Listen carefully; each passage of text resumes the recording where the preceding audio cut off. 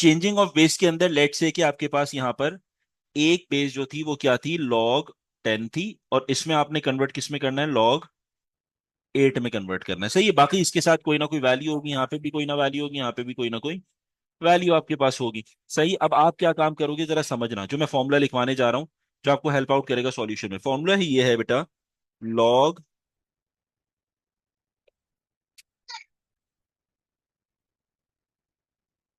ए B equals, अब जिसमें convert करना है उसे लॉग सी कह लो, लॉग सी।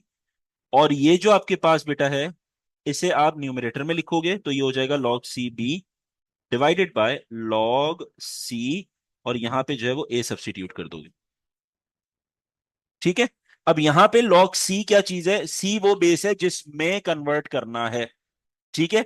और यहां पे आपके पास जो लेफ्ट हैंड साइड है वो जो होगी जिसको कन्वर्ट कर रहे हो, यानी मेरे पास ये जो बेस है ये कन्वर्ट हो रही है किसमें, c में कन्वर्ट हो रही है। तो असल कन्वर्जन आपके पास क्या है यहाँ पे, a टू c, बेस की बात हो रही है यहाँ पे।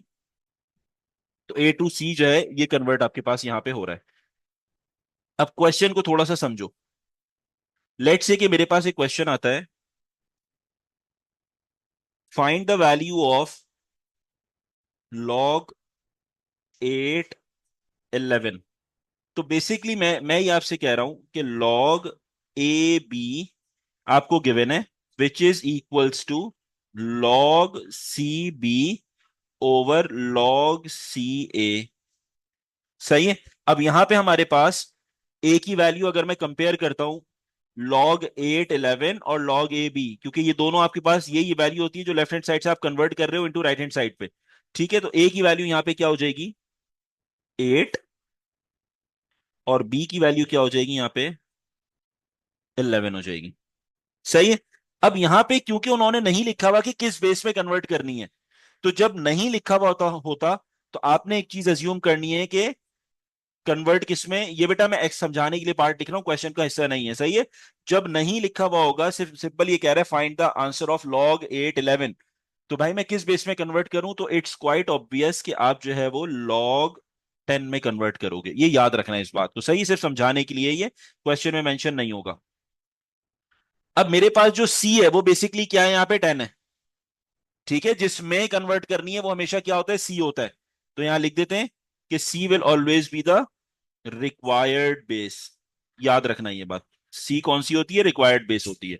जो अभी मेरे पास अकॉर्डिंग टू द क्वेश्चन क्या है, 10 है।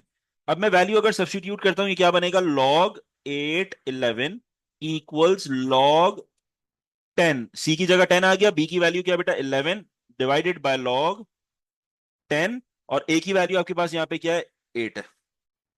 सही है। अब आप क्या करोगे, यहाँ पे इसे फर्दर सॉल्व करोगे। सही।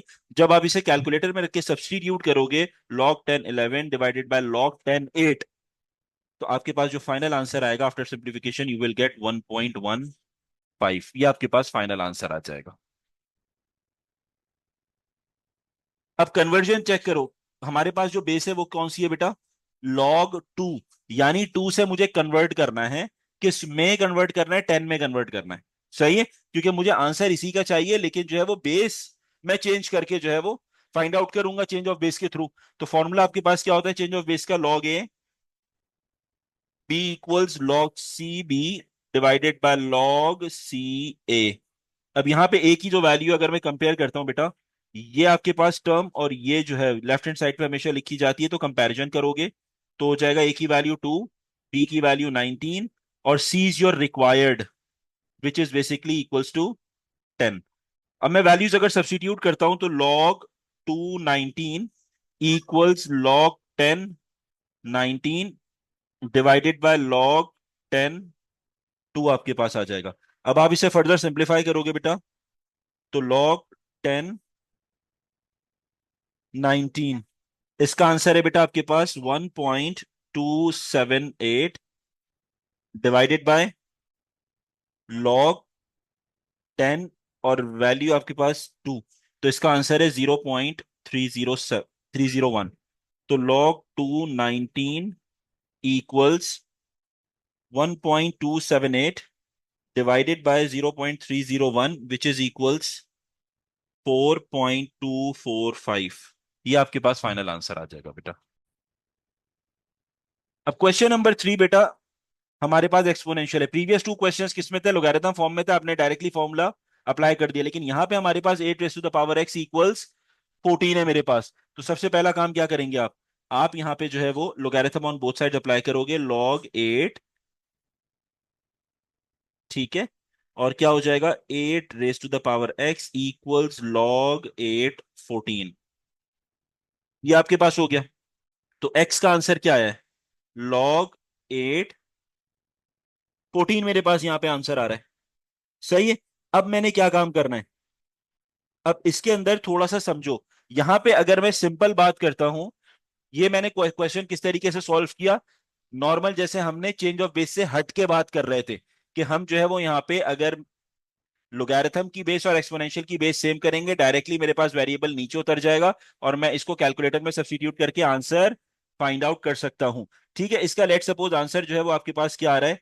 log 8 14। इसका आंसर आ रहा है 1.269। ये कौन सा वाला मेथड था, इसको थोड़ा समझना बेटा। ये आपके पास सिंपल मेथड था ऑफ अप्लाइंग लोगैरिथम। ठीक है, ये सिंपल मेथड था। अब बात करते हैं चेंज ऑफ बेस के थ्रू काम करेंगे हम। ठीक है। Solving using change of base. Change of base के अंदर बेटा हमेशा याद रखना कि जब आप क्वेश्चन क्या है, क्वेश्चन आपके पास है 8 पावर x इक्वल्स 14।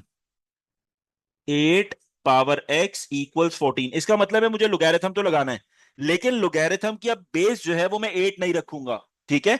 लोगैरिथम की बेस जो है वो मैं 8 नहीं रखूंगा, बल्कि क्या रखूंगा? लोगैरिथम की बेस 10 रखूंगा, क्योंकि मुझे नहीं पता कन्वर्ट किसमें करना है। सही है। तो मैं यहां पे क्या करने लगा हूं? Logarithm applying log on both side, log 10 on both sides. ठीक है, क्योंकि हम सॉल्व कर रहे हैं किसके रिस्पेक्ट से? चेंज ऑफ बेस की रिस्पेक्ट से। तो ये हो जाएगा log 10 8 raise to the power x equals log 10 14। ठीक है। अब आपने ये जो according to the logarithm rule है, वेरिएबल आपका लेफ्ट हैंड साइड पे आ जाएगा और ये हो जाएगा log 10 8 इक्वल्स log 10 14। अब log 10 8 जो है वो लेफ्ट हैंड साइड पे मल्टीप्लाई हो रहा है, दूसरी साइड पे आके क्या हो जाएगा बेटा? डिवाइड।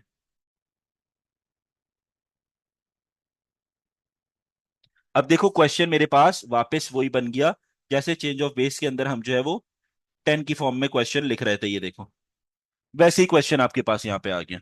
ठीक है। तो जब भी एक्सपोनेंशियल आएगा आपके पास, और एक्सपोनेंशियल में वो ये कहता है you have to find the answer using change of base. अगर कुछ मेंशन नहीं करता तो आपके पास डायरेक्ट ऑप्शन है, कैलकुलेटर आप यूज कर सकते हो, तो आप डायरेक्टली जो है वो अपने आंसर को फाइंड आउट कर सकते हो सेम बेस को सब्स्टिट्यूट करके। लेकिन अगर वो मेंशन कर देता है कि you have to solve the question using change of base, तो फिर आपने अपनी बेस जो है वो क्या रखनी है? 10 रखनी है। याद रखना ये बात। सही है, क्योंकि हमें नहीं पता कि चेंज किस में करनी है बेस, तो आप जो है बाय डिफॉल्ट 10 रखोगे। तो यहाँ पे log 10 दोनों जगहों पे अप्लाई हो गया। ये x पावर में था, ये मेरे पास लेफ्ट हैंड साइड पे आके जो है वो मल्टीप्लाई हो जाएगा लोगारिथम फंक्शन के साथ according to the log property. और उसके बाद log 10 8 जो है ये मल्टीप्लाई हो रहा है, दूसरी साइड पे जाके डिवाइड हो जाएगा। अब आप अपना वैल्यू जो है वो फाइंड आउट कर सकते हो। log 10 उसके बाद 14, इसका आंसर आपके पास है बेटा 1.146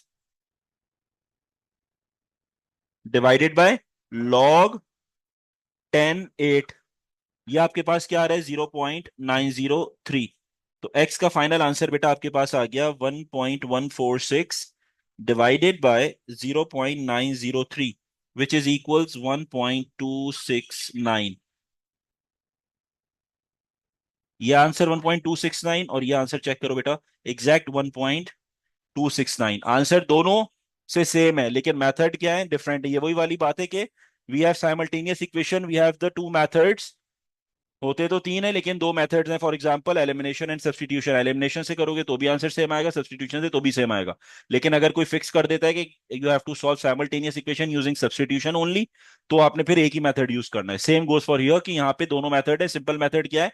सेम बेस यूज कर लो, तो आसानी के साथ 2 मिनट में, 2 स्टेप्स में क्वेश्चन सॉल्व हो जाएगा। लेकिन अगर आपके पास उसने मेंशन कर दिया कि you have to solve the question using change of base, इसको देखते हुए आपने जो है वो अपना काम करना है। तो फिर आप क्या काम करोगे, अपनी लॉग की जो बेस है वो 10 रखोगे, क्योंकि यू डोंट नो कि किस में आपने जो है वो अपनी कन्वर्जन करनी है, किस बेस में कन्वर्जन करनी है। बाय डिफॉल्ट आप 10 में कन्वर्ट करोगे, और उसके बाद आप जो है वो सेम लॉग की प्रॉपर्टी लगा के फिर डिवीजन अप्लाई करके अपने आंसर को फाइंड आउट कर लोगे। बेटा क्वेश्चन नंबर 4 में आपको दो लोगैरिथम फंक्शन नजर आ रहे हैं और दोनों की जो बेसिस है वो डिफरेंट है।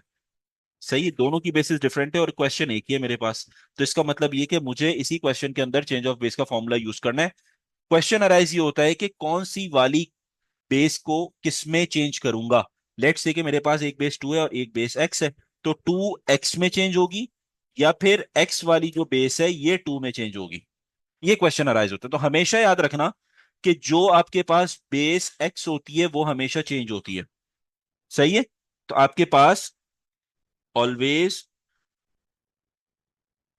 Convert log function having base x, या वेरिएबल जो भी आपका होगा उसे कन्वर्ट करोगे। इसका मतलब ये हुआ कि मेरे पास यहां पे जो कन्वर्जन हो रही है वो हो रही है log x2। इसको कन्वर्ट करना है, अब किस में करना है, जो दूसरा वाला आपके पास बेस है, क्योंकि क्वेश्चन में ऑलरेडी मेंशन है कि भाई दूसरी बेस 2 है। जब मेंशन है तो अब आप 10 यूज नहीं करोगे, ठीक है।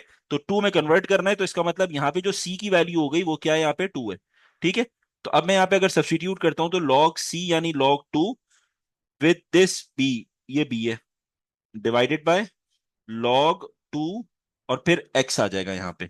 अब आपको ये पता है log 2 और 2 जब आपके पास बेस ऑफ लोगारिथम और एक्सपोनेंशियल सेम हो जाए तो इसका आंसर 1 होता है। तो ये हो जाएगा 1/log 2x। अब आप क्या करोगे, log x2 को रिप्लेस करोगे, किससे रिप्लेस करोगे, बाय दिस होल फंक्शन, इससे रिप्लेस कर दोगे। सही है, तो ये जो फंक्शन है ये कहां जाएगा, इस प्लेस पे चला जाएगा। ये हो जाएगा बेटा log 2x = 8 + 9 multiply by 1/log 2x। ये आपके पास हो गया। अब नेक्स्ट स्टेप क्या करोगे, log 2x = 8 + 9/log 2x।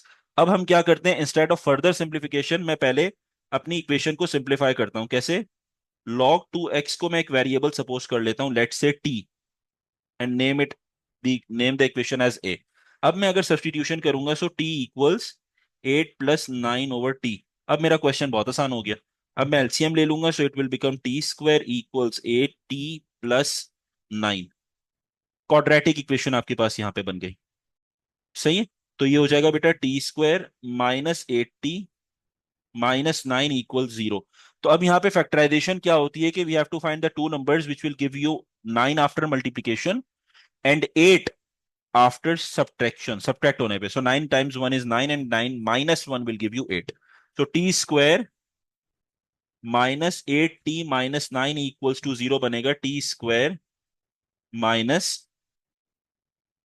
9t + t - 9 = 0।